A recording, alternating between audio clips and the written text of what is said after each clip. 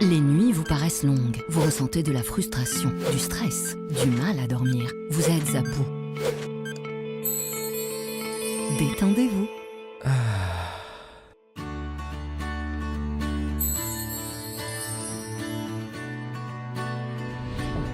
Réduction du temps d'endormissement, diminution des réveils nocturnes, relaxation. Une bonne nuit, ce n'est plus un rêve.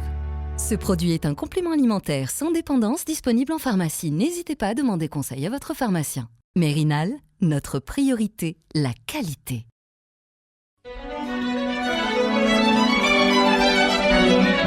Pour bien s'entendre, il faut bien s'écouter. Rendez-vous sur M, la petite radio du Grand Maghreb.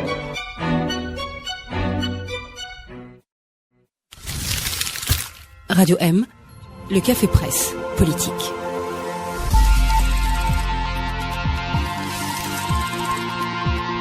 Bonsoir à tous, bienvenue au Café Presse Politique. Nous sommes en direct sur Radio M comme chaque mercredi, horaire exceptionnel, 17h pendant le mois de Ramadan. Nous reprendrons bientôt notre horaire habituel. Bonsoir à nos invités. Hassan Mouali, bonsoir. Bonsoir Khaled. Bey Khadridi, bonsoir. Bonsoir. Hassan Qadi, bonsoir. Bonsoir. Akram Khalif, bonsoir. Bonsoir. On commence par l'image marquante de la semaine et on commence avec vous, Akram. Tu allais dire quoi? Non, l'image qui m'a marqué le plus cette semaine, c'est le silence des autorités du ministère des Affaires étrangères quant à la demande de Farhat Mehni d'organiser des milices armées en Kabylie. C'est pas tant la demande, qui ne m'étonne pas venant de cette personne qui me choque, elle me choque, mais c'est surtout le silence des autorités. Hassan Mouali, qu'est-ce qui vous a marqué cette semaine? Je crois qu'il y a trois images en fait. Il y a cette histoire. La dernière, c'est Farhat Mehni, justement, qui appelle à constituer des milices armées. Il y a l'histoire de la cocaïne en Europe. Et puis la vidéo qui a fait le buzz, la vidéo et le tweet, j'allais dire, Leïla Haddad. Donc je pense que ça mérite quand même qu'on s'y attarde. Bey Khadridi, une image de la semaine? C'est peut-être lié à Farhat Mehni, mais c'est plutôt le fait que Farhat Mehni ait envoyé une équipe nationale de Kabylie jouer dans une Coupe du Monde. C'est la Coupe du Monde de la CONIFA, c'est un truc un peu farfelu de gens qui veulent faire une Coupe du Monde alternative pour un groupe ethnique au Royaume-Uni. Et apparemment, Farhat Mehni a pris ça très au sérieux. Il a envoyé une équipe et ils ont perdu à plat de couture. Donc c'était voilà. Et Hassan, il ne sert à rien de stresser, on ne vous a pas volé votre image de la semaine. Ça va? Non, c'est un rapport avec le foot, c'est la puissance de BDS. C'est la puissance de BDS. BDS a réussi à faire stopper la machine de la Fédération argentine. Il n'y aura pas de Israël-Argentine demain à Jérusalem. Et le boycott sur les réseaux sociaux, la démarche de BDS que je salue depuis longtemps parce que c'est une très bonne démarche, elle finit par porter des résultats. Voilà, c'est dommage que ça se fasse sur le sang des Palestiniens de Gaza, mais l'isolement d'Israël est en train de se mettre en place. On commence la première partie de ce Café Presse Politique par l'information de la semaine. Vous en avez parlé, Hassan Mouali. C'est bien sûr ces 700 kilos de drogue, de cocaïne saisie au large du port d'Oran, mais c'est surtout l'affaire qui s'en est suivie, et notamment la procédure, beaucoup de questionnements sur la procédure de saisie, et bien sûr ce qui s'est passé à beaucoup de nos confrères journalistes qui ont traité de cette affaire. Comment vous avez réagi à cela, puisque vous avez des chiffres très importants, Hassan? C'est l'importance de la cargaison déjà qui est très surprenante. Alors en fait, nous journalistes, en règle générale, journalistes économiques en particulier, on a été très surpris de la taille de cette saisie parce que ça donne une autre dimension à ce trafic en Algérie. Moi, j'ai dans une émission concurrente à celle-là évoqué un signe d'enrichissement parce que c'est quand même l'enrichissement des classes moyennes qui ouvre un marché à la cocaïne. Jusqu'à maintenant, le gros du narcotrafic, entre guillemets, c'est du cannabis. On dit c'est la drogue du pauvre. Et il y a d'ailleurs le débat de savoir s'il ne faut pas la légaliser en partie, comme ça se le fait dans d'autres pays. Pour la cocaïne, c'est autre chose. Alors, on a reçu dans l'émission Café des experts éco Farhat Ali, qui estime que la cargaison devait valoir 7 milliards de dinars, avec un ratio 1/6, c'est-à-dire une cargaison de ce type tous les bimestres. On peut imaginer que le marché était aux alentours de 35-40 millions de milliards de dinars. Ça fait une économie. C'est colossal. Voilà. Et près de 20%, 15 à 20% du trafic national de cocaïne en Algérie, donc l'équivalent de 7 milliards de dinars. Akram Khalif. C'est une cargaison importante. Beaucoup de questionnements sur la procédure de saisie. L'armée est intervenue, ce qui n'est pas habituel que l'armée intervienne personnellement pour saisir de la drogue au large d'un port. Bon, je vais répondre aux deux questions. La première étant la nature de cette saisie. Je suis malheureusement pas d'accord avec Farhat Tali, qui est un grand ami. Je n'estime pas que cette drogue... Déjà, je conteste un petit peu les chiffres, et j'estime que cette drogue n'est pas destinée au marché algérien, et que le marché algérien est un peu plus petit que ce qu'il estime, lui. Un autre point très très très important, c'est que les narcos, les barons de la cocaïne ne vendent pas aux Africains, y compris aux Algériens. Les narcos, pour des raisons de maîtrise du marché de bout en bout, utilisent la Guinée équatoriale comme port d'attache en Afrique et port de livraison en Afrique. Ils ont leur réseau pour traverser l'Afrique, donc de Guinée équatoriale au sud de l'Europe. Ils sont de l'autre côté aussi. Ils ne vendent jamais aux Africains. Ils travaillent beaucoup avec des dirigeants africains directement, et ils ne leur vendent pas. Non, mais je peux avoir un... Les gens consomment la cocaïne en Algérie. La taille du marché, on s'est trompé dessus, mais les gens consomment la cocaïne dans le football. Il y a plein de footballeurs qui ont été saisis positifs dans la cocaïne. Ils l'achètent où, la cocaïne? Ils la vendent en Afrique, la cocaïne. Qu'est-ce que j'ai dit? Est-ce que j'ai dit qu'ils ne vendaient pas à l'Afrique? Ils ne vendent pas... C'est ce que tu es en train de dire. Non, laisse-moi terminer. Ils ne vendent pas aux revendeurs africains directement. C'est des marchandises qui servent à payer. Je suis en train de parler de revente internationale. Ils ne livrent pas les pays. S'ils livraient les pays, ils livreraient un narco-État comme le Maroc, qui a ses réseaux de distribution vers l'Europe. Ils ne le font pas. Donc, c'est-à-dire que le marché de destination, c'est l'Algérie. Si c'est venu en Algérie, le canal par lequel ça s'exporte, ça se réexporte vers l'Europe. C'est le gazoduc. C'est aussi l'Algérie. C'est le gazoduc, l'Algérie. Oui, mais par quelle cargaison? Il y a des canaux. Lesquels? On n'a jamais saisi de la drogue, de la cocaïne en provenance d'Algérie sur le marché européen. Est-ce qu'il y a eu un exemple de saisie de la cocaïne? Ce n'est pas saisi que on en a saisi en provenance d'autres pays. De l'Algérie, on n'en a jamais saisi. Ça veut dire que le marché terminal, c'est l'Algérie. Il y a de... Non. Comment un boucher? Aucun narcotrafiquant algérien ne pourra acheter, en gros, de la drogue du Brésil ou d'ailleurs. Il pourra prélever de la drogue, enfin, je parle de cocaïne, il pourra prélever de la cocaïne sur les réseaux qui existent, qui vont d'Afrique de l'Ouest à l'Europe. Ils sont payés en cocaïne. C'est pour ça qu'il existe un marché en Algérie. Mais il n'y a pas d'achat directement d'Amérique du Sud. Parce que les narcos veulent maîtriser le pipeline logistique de bout en bout. Parce que s'ils vendaient aux Marocains, aux Algériens ou aux Tunisiens... Alors les Algériens consomment la Mercedes de luxe, ils consomment des BMW de luxe, mais ils ne consomment pas de la cocaïne. C'est-à-dire qu'ils sont interdits ethniquement d'être dans ce standard-là. Tu es en train de parler de marché de détail, je suis en train de parler du marché de gros. Et concernant la... Je suis en train de parler... Non, laisse-moi terminer. Je n'ai pas terminé mon idée. Très bien, avant de passer à la procédure. Donc, cette drogue-là est prélevée par les narcos algériens du réseau normal qui traverse toute l'Afrique pour aller en Europe et sert le marché algérien qui existe. Je le redis, les narcos algériens n'achètent pas du Brésil ou d'Amérique du Sud. C'est un fait exceptionnel. J'imagine que cette cargaison-là devait repartir vers l'étranger et elle a servi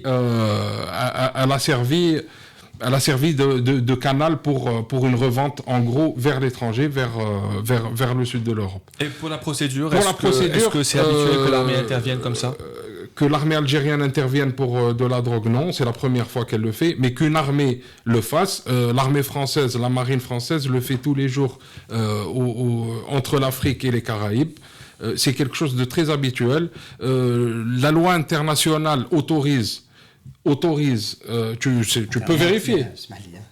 Là, on parle d'un conteneur qui est identifié, dont le destinataire est identifié, qu'on peut saisir, que la douane peut saisir en présence d'un procureur. Je vais te répondre ce dont tu nous parles, ce sont les trafiquants, quand ils ont des grands avec deux moteurs V8 et qui sont en train de faire du trafic illégal, évidemment que c'est l'armée qui intervient. Mais là, on parle d'un trafic licite.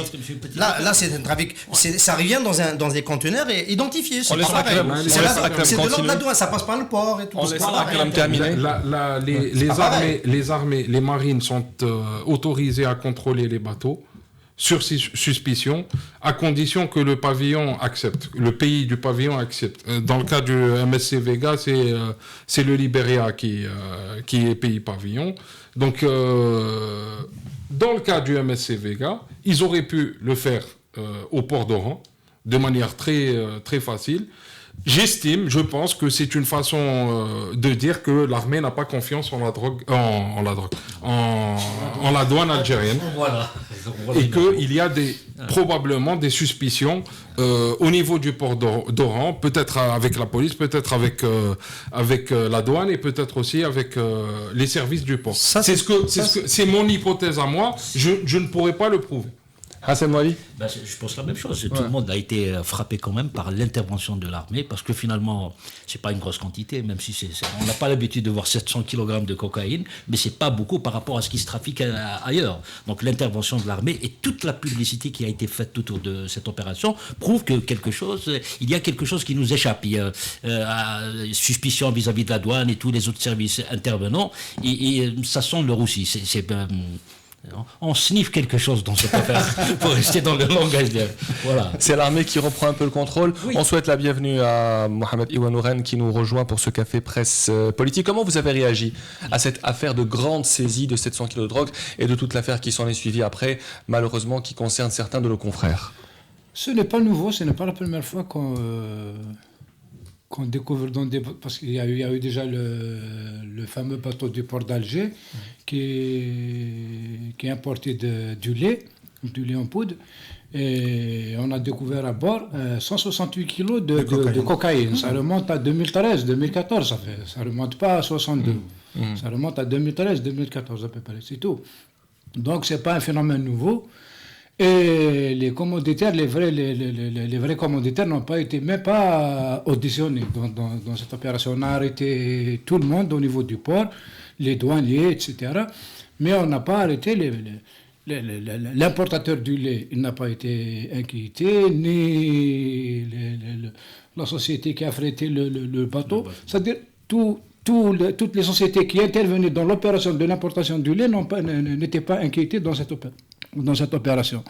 Donc, ça sera la même chose pour cette histoire, pour cette nouvelle histoire. On ne connaîtra jamais les vrais commanditaires de cette opération. La présentation de l'opération a largement contribué au bâclage donc de l'affaire. Dans quelques semaines, on n'en parlera plus. Il y a eu des interpellations quand même. Il y a eu le propriétaire du conteneur est en garde à vue. Je ne sais pas si d'ailleurs il est toujours en garde à vue ou s'il a été déposé. Mais c'est une opération en principe qui va prendre encore du temps. L'enquête va prendre encore du temps. Mais dans quelques semaines, on n'en parlera plus de cette histoire et on ne connaîtra jamais le sort de... En tout cas, on a le sentiment que dès maintenant, on veut qu'on ne parle plus de cette histoire. J'ai posé la question sur la procédure à Akram. Qu'est-ce que vous en pensez, Deha Ihsan, sur la procédure? Qu'est-ce qui se cache derrière le fait que ce soit l'armée qui décide d'intervenir directement au large du port d'Oran? Est-ce que c'est, comme a dit Akram et Hassan, un manque de confiance vers les services de douane? Avant ouais. je voulais juste une précision.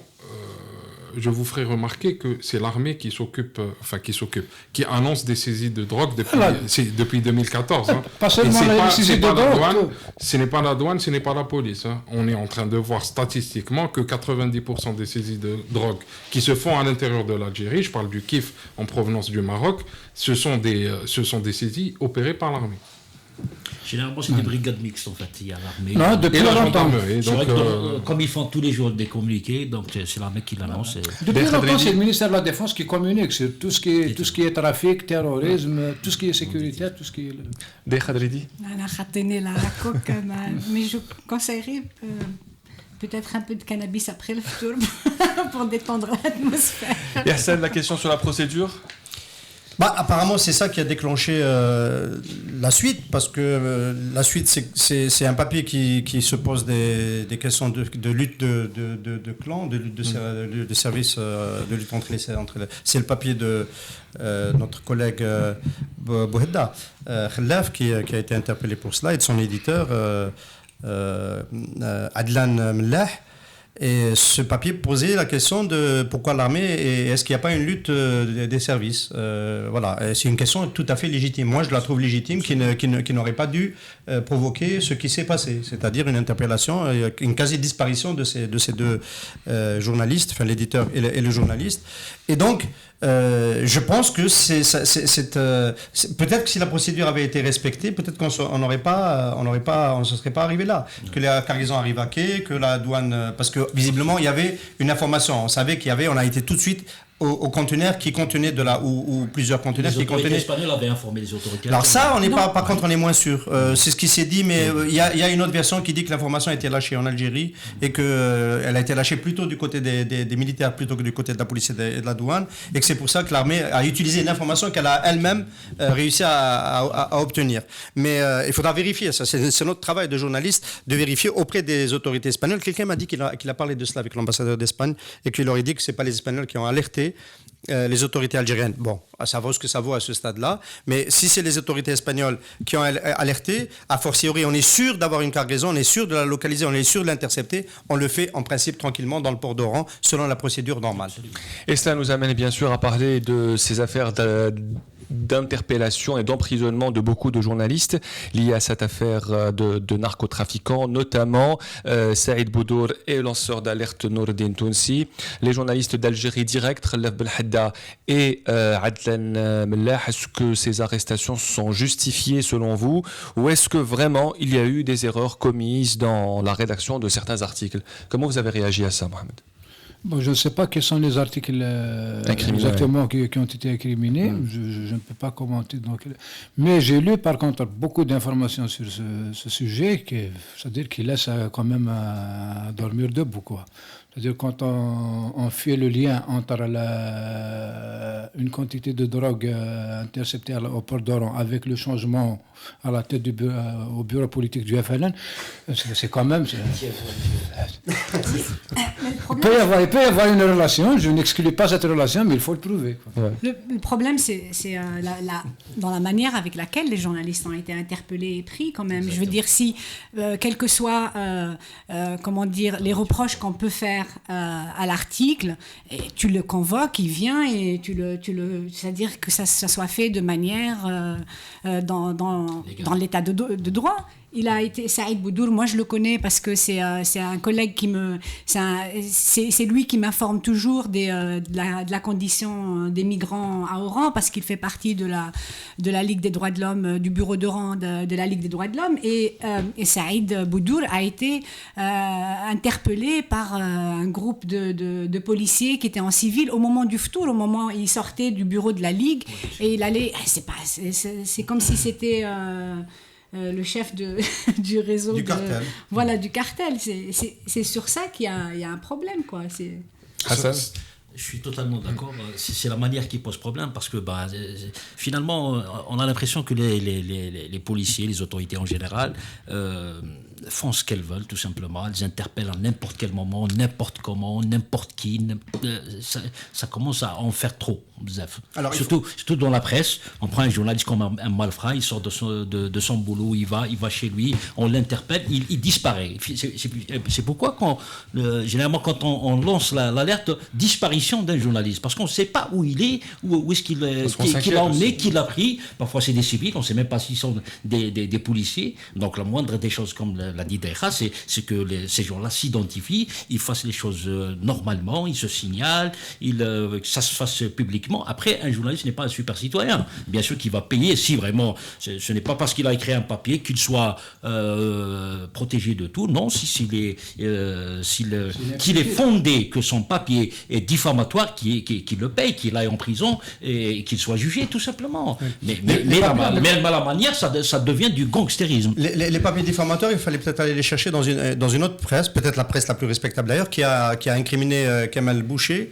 Nous, on a été beaucoup plus prudents parce que ce sont ces conteneurs quand même, qui viennent du Brésil. Kamel, comment il s'appelle déjà son nom de famille? Présomption d'innocence. Présomption d'innocence. Bon. On verra plus tard si la présomption fonctionne jusqu'au bout. Dans le cas de Saïd Boudour, on voit bien qu'il y a la volonté de sévir avant la volonté de bien savoir pourquoi on sévit. Pourquoi? Parce qu'on l'a transféré avec le lanceur d'alerte Nourdine Tounsi et 2 autres techniciens du port d'Oran jusqu'à Alger. 3 jours en garde à vue, pour qu'ensuite le juge devienne témoin dans l'affaire. On considère qu'en fait on n'a rien. Dans le PV, c'est très important à saisir. Daïra Delidi, tu as très bien fait d'évoquer les immigrants. On lui a reproché son soutien aux migrants et on lui a reproché d'être membre fondateur du syndicat des éditeurs de la presse électronique. On cherchait juste un prétexte. On cherchait un prétexte pour ça. C'est la première chose à laquelle j'ai pensé. C'est dit dans le PV. C'est son rôle parce que, en plus, lui, il s'implique, il donne des témoignages, il a fait des vidéos et tout ça. Et pour moi, la manière spectaculaire avec laquelle ils l'ont arrêté, c'est une opération d'intimidation envers tous les journalistes. Bon. Alors l'intimidation a marché, malheureusement, je dois le dire. C'est très important. C'est nous au syndicat donc en cours de formation des Algériens des éditeurs de la presse électronique, le SAIPE, tout de suite on s'est emparé de cette affaire, on a lancé l'alerte et puis on a travaillé sur un communiqué commun pour exiger la libération de ces journalistes. En premier, Saïd Boudour qui est membre cofondateur de ce syndicat des éditeurs, étant lui-même un éditeur, l'éditeur de JCA, journaliste citoyen d'Algérie. Eh ben, il y a beaucoup de collègues éditeurs qui ont eu peur, qui nous ont dit, il y a des informations qui marchent sur cette affaire, il y a des gens qui ont cité, dire pourquoi ils ont cité Gaël Saleh, pourquoi ils ont cité le Hamel, c'est compliqué, j'ai senti la peur chez des collègues qui étaient complètement mobilisés il y a 6 mois, quand on a travaillé sur le cas TSA, c'est comme ça que ce syndicat est né, qui était très impliqué et qui sur cette affaire-là ont eu peur. Et ma lecture à moi, c'est que la tentative, c'était vraiment de bâillonner d'abord la presse électronique sur ce dossier-là pour qu'elle ne se mette pas à essayer de réfléchir pourquoi ça s'est passé comme ça, qu'est-ce qu'il y a derrière, qui profite de ce trafic, parce que c'est un gros trafic qui a besoin de protection très importante. Il a besoin de protection dans l'appareil de l'État. Il ne faut pas se cacher d'histoire. Dans l'appareil de l'État, souvent on regarde du côté de l'ANP. Il y a déjà eu un précédent. Il y a un général de la 2e région militaire qui a été dégommé parce qu'il était associé au trafic du cannabis avec le MAP. On disait que c'était le vrai parrain. Il est resté en liberté. Peut-être que c'est faux. On n'a jamais eu de procès pour savoir si c'est faux ou pas. Voilà. Mais c'est une affaire qui est connue. Et je dis, Dieu merci, ils n'ont pas réussi à nous faire peur, parce qu'il y a quand même 20 médias électroniques qui ont signé l'exigence de la libération de Saïd Boudour. Et moi, je veux croire qu'aujourd'hui, cet acte-là a aussi protégé nos collègues. Akram ? Non, ça pose aussi ça pose surtout la question du statut du journaliste électronique. On sait que le délit de presse est un délit, ce n'est pas un crime, il ne nécessite pas un emprisonnement, etc. Et le fait de laisser dans le flou total la presse électronique contribue à ça. Donc il y a eu probablement volonté de bâillonner la presse électronique, de frapper un grand coup, et peut-être aussi pour faire en sorte que les gens se permettent moins de parler, de critiquer. Je ne conteste pas le fait que la presse électronique aujourd'hui dit parfois n'importe quoi, apporte très rarement les preuves, etc. Je pense que la balle est dans le camp du gouvernement algérien. Il devrait laisser la presse électronique s'organiser, il devrait laisser le syndicat se créer, nous gérer, même en négociation avec l'État, une charte de conduite et d'éthique et qui permettrait de réguler la profession et qui permettrait aussi que ce n'importe quoi ne se passe pas, ne se déroule pas. Est-ce que le site Algérie Direct... Mais c'est pas que la presse électronique, quand même, le n'importe quoi. C'est aussi toutes les télés, les journaux écrits. Commençons par la presse électronique. Je suis contre qu'à chaque fois qu'on accepte cette caricature de la presse électronique, je veux dire, c'est l'état de fait de toute la presse algérienne, quoi. Je veux dire, les journaux écrits, ils font le même genre de choses. Les télévisions, c'est encore pire. C'est pas pour ça qu'on ne doit pas nous réformer. C'est clair. Non, mais c'est pas, je veux dire, c'est évident. Exactement. Mais c'est pas, voilà, on fait comme si, parce que c'est ce qu'on a vu à longueur de journée une fois que Saïd Boudour a été interpellé de la manière avec laquelle il a été, que c'est la presse électronique, c'est on fait n'importe quoi, etc. Moi, je suis contre quand en tout cas, ça devrait devenir, ça devrait être une très bonne occasion pour le gouvernement algérien d'assainir cette situation et d'en faire un point de départ pour une meilleure presse électronique et une meilleure presse tout court. C'est un vœu pieux. Pour la presse électronique, moi je pense il y a des sites électroniques que personne ne peut identifier. Oui. C'est là où le problème se pose. Mais il y a d'autres sites, ce sont des entreprises identifiables, le personnel qui travaille sont connus, les journalistes qui travaillent dans ces sites-là sont connus aussi, ce sont des professionnels. Donc il y a deux catégories de sites de journaux électroniques. Ce sont ces journaux électroniques inidentifiables qui posent problème. L'État doit tout simplement organiser, encadrer ce secteur d'activité pour qu'il ne passe. À ce stade de la conjoncture dans laquelle nous sommes, nous, éditeurs de presse électronique, je me dois de rapporter cette information. Donc nous avons tenu le 2 mai dernier une conférence de presse du syndicat en constitution, le SAEPE, pour présenter une plateforme et un pacte avec le gouvernement pour développer l'édition digitale et en montrant que c'est dans l'intérêt de tous que l'Algérie ne reste pas un nain dans le domaine des contenus digitaux, ce que nous étions au moment de Durman et complètement écrasé par les télévisions égyptiennes, parce qu'on n'avait pas de secteur privé de la télévision, etc. Et avec plein d'autres propositions et tout. Le ministre a reçu donc une demande d'audience d'une délégation formée de 5 journalistes, 5 chefs de 5 éditeurs, et il a fini par répondre la semaine dernière et il a dit: je vous reçois, mais individuellement.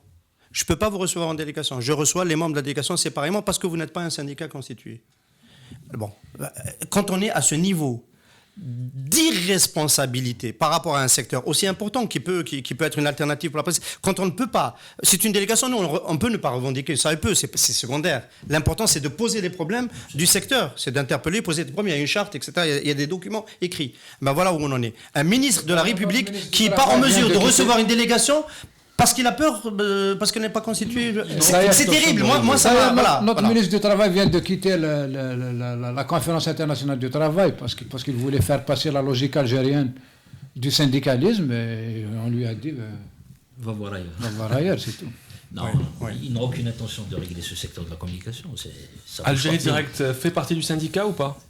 Non, la bonne nouvelle, c'est qu'il y a 3 ou 4 syndicats éditeurs qui ne faisaient pas partie du syndicat, qui ont trouvé que le syndicat a très bien défendu Saïd Boudour et ils veulent adhérer.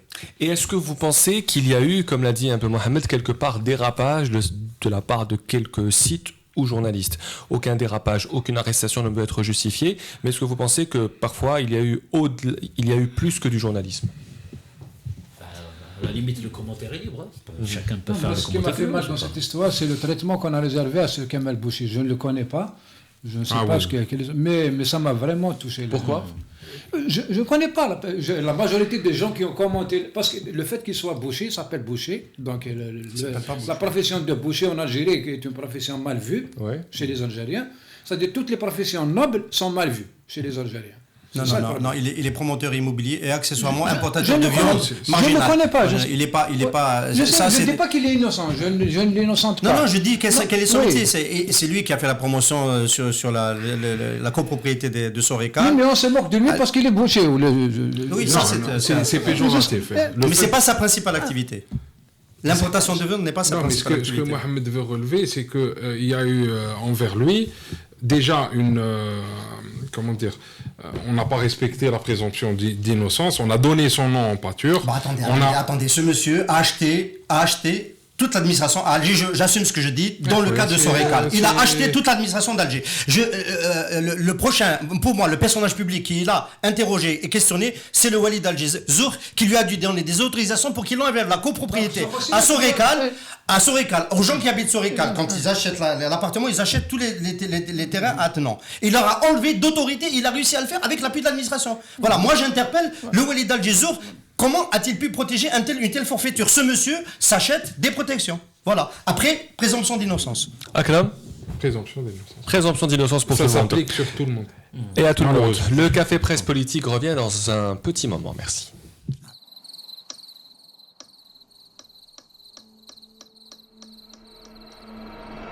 Les nuits vous paraissent longues. Vous ressentez de la frustration, du stress, du mal à dormir. Vous êtes à bout. Détendez-vous.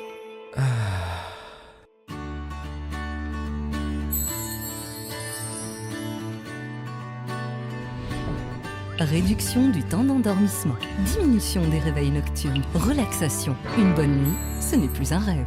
Ce produit est un complément alimentaire sans dépendance disponible en pharmacie. N'hésitez pas à demander conseil à votre pharmacien. Mérinal, notre priorité, la qualité.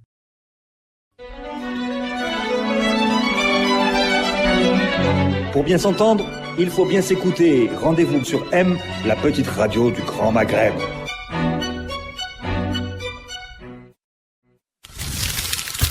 Radio M, le Café Presse Politique.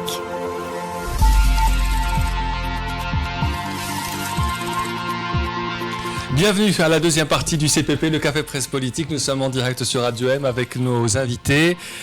Eh bien, samedi est un grand jour puisque Radio M a eu l'idée d'organiser un grand jogging féminin. C'est une très bonne initiative, c'est une très bonne chose, mais malheureusement qui résulte d'un événement déplorable qui s'est passé en fin de semaine dernière lorsqu'une jeune fille s'est fait agresser verbalement et physiquement, je pense, 1 heure avant l'interruption du jeûne parce qu'elle faisait son jogging quotidien dans la rue. Eh bien, elle a été agressée par des individus qui lui disaient que sa place était dans la cuisine. Elle a fait une vidéo en pleurs qui a fait un buzz incroyable. Et donc, il y a eu cette réponse de Radio M. D'abord, première chose, Ihsan, comment est venue cette idée de faire ce jogging? Parce que je pense que vous êtes un des responsables de. Non, je ne suis pas le responsable. Ça, c'est les femmes dans leur chair qui ressentent plus ça, il faut dire la vérité. Et donc, c'est forcément des femmes qui ont réagi les premières à cela et qui ont pensé à le faire. Parmi ces femmes, il y a Tinhinan Radi, ma fille, qui a voulu lancer avec ses amis cette initiative pour occuper le terrain et venir en solidarité avec Rima. Et l'idée, chemin faisant, est apparue que peut-être en étant solidaires nous-mêmes de cette initiative avec Radio M, on donnerait plus d'ampleur et d'amplitude à cette action. Mais sincèrement, c'est une action qui vient d'un groupe de filles qui voulaient réagir et qui étaient très interpellées par ce qui est arrivé. On ne sait pas si Rima sera présente à Alger? Apparemment non, parce qu'elle souhaite ne pas être en première ligne sur cette affaire, mais elle soutient toutes les actions qui sont liées à la protestation contre ce qui s'est passé. Et je dois noter d'ailleurs au passage que depuis que cet événement a été lancé, il a fait des petits, un groupe de filles à Constantine et un autre groupe de filles à Annaba qui s'est promis de faire la même chose samedi 18h à la même heure sur le thème solidarité avec Rima, nous courant à l'heure qui précède le ftour. Et c'est pas une fake news comme l'affaire des bikinis? Souvenez-vous, dans les plages algéroises, on va confirmer que c'est pas une fake news puisqu'on sera tous samedi. Est-ce que les hommes sont les bienvenus à ce grand jogging féminin? C'est un débat, c'est ouvert, c'est open. L'initiative, elle est lancée. Après, elle appartient à ceux qui vont y participer. Donc, je pense qu'il y aura des hommes, forcément. Après, de quelle place ils prendront dans le jogging, ça se discutera à mon avis sur place. C'est cool. Hein, parce que Akram Khalil va venir et il veut savoir s'il sera le bienvenu ou pas. Comment vous avez réagi à cette agression? Je n'ai pas parlé de la partie gendarmerie, je la laisse aux autres. Et comment vous avez réagi à cette agression et comment vous avez agi à cette action? Est-ce que vous pensez que c'est bien ou que c'est pas bien de réagir de cette manière? Alors, comme beaucoup de gens, j'ai été émue par cette petite jeune qui est en larmes, en fait. Elle se filme elle-même et qui raconte qu'elle a toujours fait du jogging et qu'elle l'a toujours fait toute seule, qu'elle le fait Ramadan, etc. Et qu'elle se fasse agresser de cette manière par quelqu'un qui lui a dit, en fait, à cette heure-ci, tu devrais être connaître la cuisine, Taïbi. Et donc...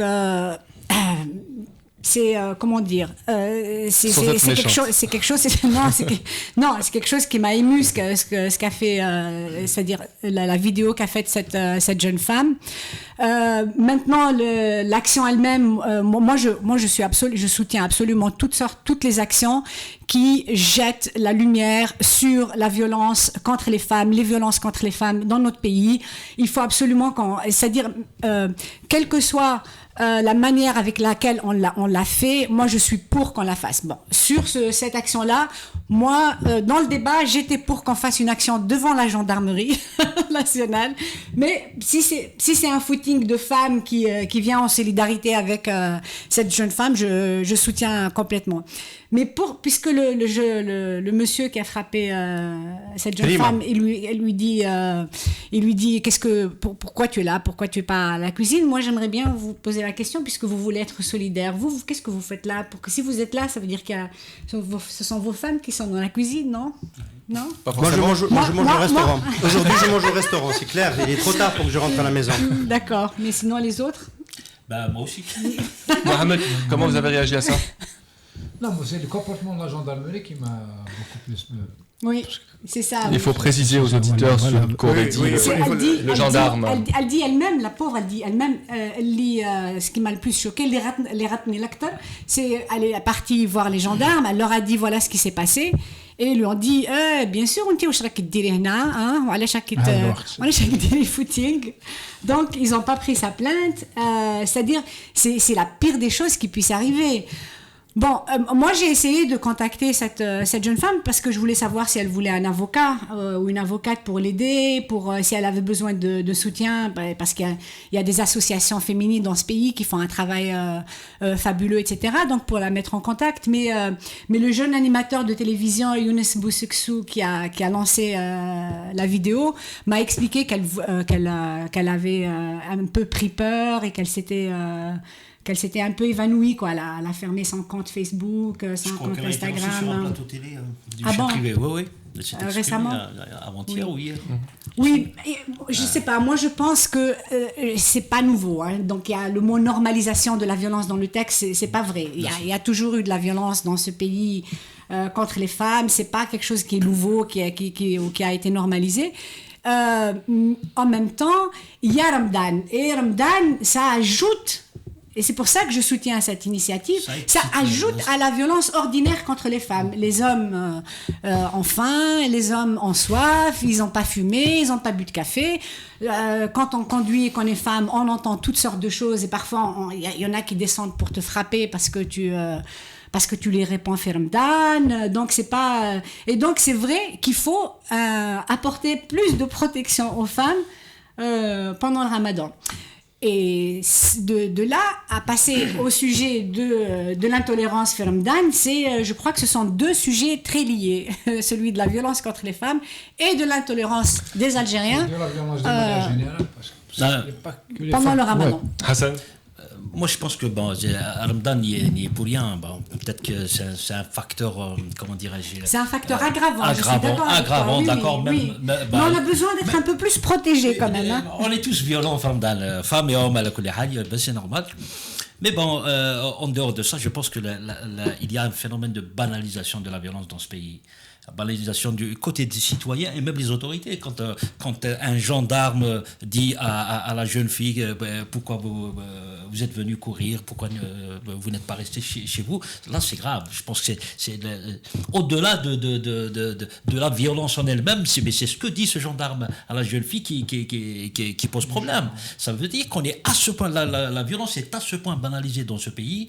On se souvient je le dis souvent, ce qui s'est passé pour la ressortissante camerounaise à Oran qui a été violée par plusieurs Algériens, et au final quand elle est partie dans une clinique ou un hôpital, on n'a pas voulu la soigner parce qu'elle n'avait pas de papier. Voilà la déshumanisation de nos institutions, ça pose problème. Donc c'est à peu près la même chose.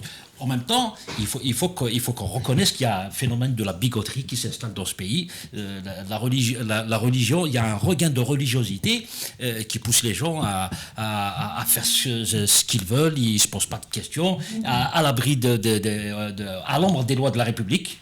Et donc, l'autorité en elle-même, le gouvernement, les autorités en général, sont mises en demeure de faire appliquer les lois, parce que finalement, la constitution algérienne n'interdit pas à la femme de faire son jogging, Farmdan ou la femme Farmdan. Personne n'a le droit de demander à une femme d'aller en cuisine. Ce n'est pas sa place, la femme en cuisine. Je suis désolé, on n'est pas là pour fixer les gens dans ce qu'ils doivent faire.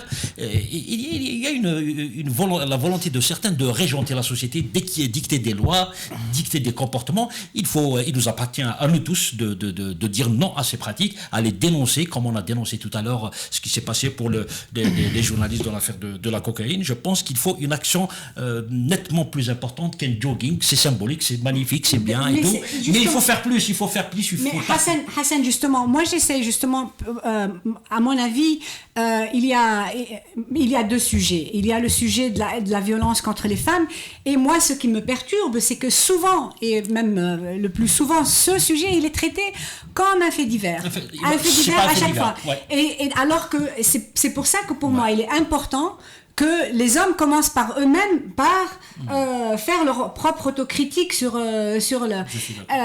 Par ailleurs, le fait que les gendarmes n'aient pas pris sa plainte, c'est pas quelque chose de nouveau. En fait, c'est la norme. Quand on parle avec les femmes qui font les formations dans les DAS pour accueillir les femmes victimes de violences, les femmes battues par leur mari ou par leur frère ou leur père, c'est constamment comme ça. Et même si le gendarme est une femme, ou parfois c'est pas le gendarme, c'est le juge, ils vont tous faire en sorte pour dire ou là pourquoi, et ils vont essayer de les rabibocher, etc., au lieu de faire appliquer la loi. Deuxièmement, le sujet de l'intolérance. Non, c'était pas ça que je voulais dire. Oui, qu'est-ce que tu voulais dire? Hassan voulait parler du gendarme de tout à l'heure. Non, moi je voulais, parce que c'est très dur tout ce que nous sommes en train de raconter. Radio 1, on aurait voulu s'associer à d'autres initiatives plus festives et moins dramatiques. Mais je voulais dire qu'une autre Algérie était possible. Cette semaine, les collaborateurs d'Interface Média, dont les collaborateurs de Radio M, ont participé à une tuisa dans un restaurant, dans un quartier populaire d'Alger, à Belouizdad, pour préparer le ftour. Et donc on était tous à la cuisine et dans la salle pour le ftour. Et c'est un mélange, et à ce moment-là, il y a une autre Algérie possible. Et il y avait des femmes et des hommes, des jeunes et des jeunes filles, des jeunes garçons qui ont travaillé pour préparer le ftour à des gens qui avaient besoin de ce ftour-là pendant des heures et tout ça. Et ça s'est passé dans une excellente ambiance, et on a juste besoin de déplacer les codes. Je sais pas, c'est le cadre de la famille, si on sort de ce cadre-là, d'autres relations entre les hommes et les femmes, et peut-être le machisme dominant peut être estompé. Et de ce point de vue-là, Ramadan peut apporter aussi ce type de solution pour ne pas tout jeter sur Ramadan. Non, c'est vrai que ne pas jeter tout sur Ramadan, mais c'est vrai qu'il faut dire que moi je connais Qadi Hassan depuis 20 ans, et c'est la première fois que je fais l'expérience inoubliable d'éplucher des pommes de terre.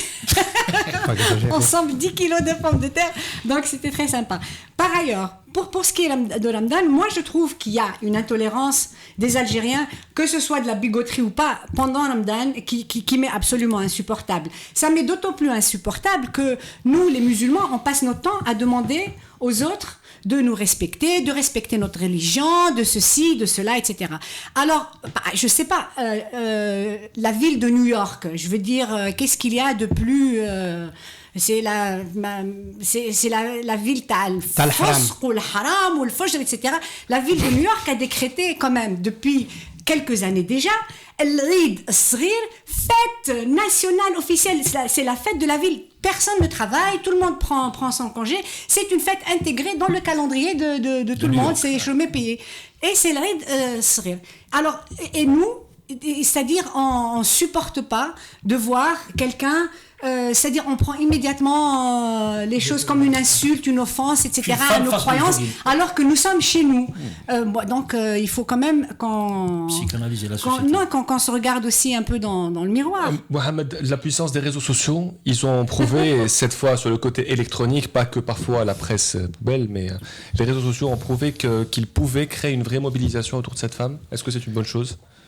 C'est une bonne chose, mais il n'y a pas eu vraiment une grande mobilisation pour défendre cette femme ou d'autres femmes qui ont été victimes. Parce qu'il n'y a pas eu, je pense, il n'y a pas eu que cet épisode-là. Il y a eu l'appel qui a été fait par Tinina Al-Qadi à travers Radio M et qui a non, quand même... il n'y a pas eu que 3000 femmes qui ont répondu. Non, il n'y a pas eu que cet épisode, je pense, pendant ce ramadan. Il y a eu d'autres filles qui ont été agressées. Ah bon? Je pense. Oui, alors il y a eu plusieurs vidéos, mais le problème aussi quand on est journaliste, c'est qu'il faut qu'on vérifie, etc. Et il y a eu des vidéos, moi c'est ça qui m'a le plus choqué, la vérité. Bon, la jeune fille, ça m'a ému parce que c'est l'arme, etc.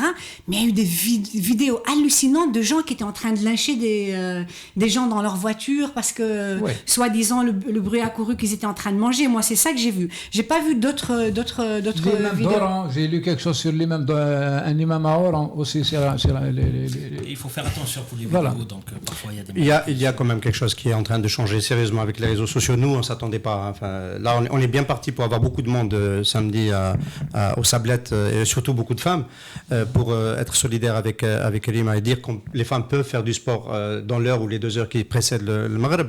Mais au-delà. À longueur de journée. Oui, à longueur de journée. Mais le cas échéant, c'était ce reproche précisément qui a été fait à Rima. Mais au-delà, je pense qu'il se passe quelque chose. Maintenant, de plus en plus, à travers les réseaux sociaux, on a cette campagne sur la vente des voitures, sur la cherté des voitures, les prix quand ils sont sortis, qui a pénalisé les vendeurs. On ne sait pas de combien, mais c'est clair qu'ils ont été pénalisés et qui a pénalisé le marché secondaire. Et puis, récemment, au Maroc, il y a une campagne contre Danone qui a augmenté légèrement ses prix à un moment donné. Et il y a une campagne qui est partie sur les réseaux sociaux et qui a mis par terre, depuis 6 mois, qui a mis par terre le Maroc. Il y a eu 1000 licenciements. Ça, c'est pas la bonne nouvelle de ce mouvement de boycott. Mais quand on sait qu'il y a des intérêts de la famille royale dans l'entreprise qui vend dans Danone, Maroc, on se dit que ça peut être aussi une manière politique de résister au fait du roi dans le cas du Maroc. Donc oui, les réseaux sociaux aujourd'hui peuvent donner lieu à des mouvements sociaux. Est-ce qu'on peut imaginer une chose pareille en Algérie concernant Danone ou est-ce que c'est à écarter parce qu'on n'a pas encore les chiffres de cette campagne sur le boycott des véhicules neufs? Oui, on peut. Oui. Les véhicules neufs en Algérie, il y a pénurie. On ne peut pas parler de boycott des véhicules neufs alors que pour acheter un véhicule neuf, il faut attendre 6 mois, 7 mois pour l'avoir. Pour un véhicule monté en Algérie déjà. Les autorités algériennes, même la technologie, ils l'ont prise à contre-pied, donc c'est pas possible de jouer avec les autorités algériennes. Absolument. Les réseaux sociaux, ils arrivent à déjouer tous les... Mais il y a aussi un problème de taux de pénétration d'Internet en Algérie. Je ne sais pas, on vit à Alger, on s'imagine Vous parfois... pensez que ce ne sont pas tous les Algériens qui sont concernés par ces appels? Je pense qu'il y a une espèce de tropisme algérois. On pense que tout est à Alger, alors que c'est faux. L'Algérie, c'est immense. Donc, d'ailleurs, c'est Bouteflika, c'est ce qu'il dit souvent. Que représente la presse francophone? 500 000, c'est 600 000 lecteurs, mais c'est rien du tout. Les réseaux sociaux, c'est pas francophone. Oui, mais il faut que les arabophones, déjà, les réseaux sociaux, arabophones, les régions arabophones, à l'intérieur du pays, je pense que l'Algérie profonde n'est pas encore sensible à ce qui se passe dans les salons algérois, entre guillemets. Donc, il faut que... Mais ce que tu dis, c'est que c'est pas les salons algérois, les réseaux sociaux sont partout. Oui, ils sont partout. Oui, un peu à Khenchla, un peu, mais c'est pas... Mais non, ils sont pas du tout. Mais c'est des individus. Tu sais, des rats à l'intérieur du... Moi, je vais te dire, j'ai une cousine qui habite justement à Khenchla, puisque tu parles de Khenchla, et qui a pas pu aller à l'école parce que son père, il l'a retiré. Moi, j'aime bien revenir à mon sujet, parce que je vais lier les deux. Il l'a sortie de l'école, etc. Et elle a appris à faire des gâteaux toute seule, en regardant les chefs sur Internet, etc. Et elle a une page Facebook, elle a des dizaines de milliers de gens qui la... Non, c'est pas un cas. Pourquoi c'est un cas? Et toutes celles qui la suivent et qui commentent, tout est fait en derja, etc. et tout, alors que c'est assez drôle parce que c'est de la pâtisserie fine française. C'est des choses absolument absconses pour moi, mais ça se passe, c'est même pas à Khenchla, c'est un petit douar à côté de Khenchla. Et est-ce que vous y serez au jogging de samedi? Non, parce que moi j'ai un mari très sympathique qui fait la cuisine toute la semaine. En ce moment, il est à la cuisine en ce moment, ce qui me permet d'être avec tous ces hommes ici. Oui. Et samedi, c'est mon tour. Donc voilà, samedi, Daïra est à contre-courant. Elle sera pas avec vous, elle sera à la cuisine. Vous vous attendez. Je suis effondré. Vous vous attendez à combien de participantes? J'espère qu'il y en aura plus. Attendez, il y en a plus de 600 qui ont confirmé qu'elles y allaient quand même. C'est magnifique déjà, 600, c'est magnifique. C'est un vrai événement. Moi, je vais courir en tout cas. C'est un véritable événement. Si c'est en confirmation, c'est exceptionnel. Oui, oui. Il ne faut pas une autorisation pour les sablettes, pour ce genre d'événement. On peut s'attendre au pire, hein, tout est possible. Hein. Vous ne vous attendez pas à de mauvaises surprises. C'est une vraie question. C'est une vraie question. Ça dépend du nombre de participantes. Mais C'est un jardin public, c'est pas... oui. Si c'est filmé ou pas Il filmé. n'y a pas de revendication politique. Si c'est filmé ou pas filmé. Il y a par contre prévoyez des autorisations pour filmer. Mais c'est vrai, c'est vrai que C'est c'est ça, possible, c'est vrai. effectivement. Ouais. Ouais, c'est C'est possible. ça. C'est Pour possible. filmer. Comment? Pour filmer, il faut prévoir des Ça dit, autorisations. vous allez filmer, trouver oui, le filmer, contrôle de la c'est- police, de la filmer, CNS. Des femmes policiers peut-être, qui sait. Pour protéger les femmes, peut-être. C'est pas... Donc, bonne chance pour ce jogging. Non. الواحد تجري با خليها تصدق خليها تصدق c'est ceux qui courent pas. الواحد تجري Ce sera samedi à partir de 18h au Sablé d'Alger. Merci d'être venu, Day Khadridi. Merci d'être venu, Mohamed Iwanouran. Merci, Hassan Bouali. Merci, Hassan Qadi, Akram Khalif qui était avec nous lors de la première partie. Passez un bon week-end à mercredi prochain.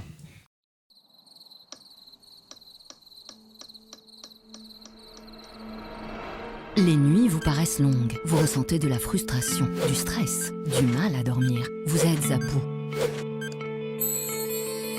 Détendez-vous.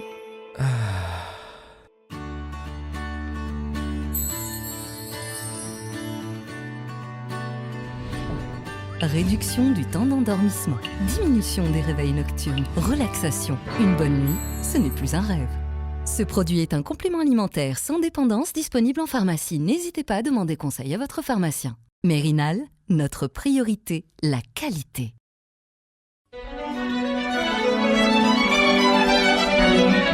Pour bien s'entendre, il faut bien s'écouter. Rendez-vous sur M, la petite radio du Grand Maghreb.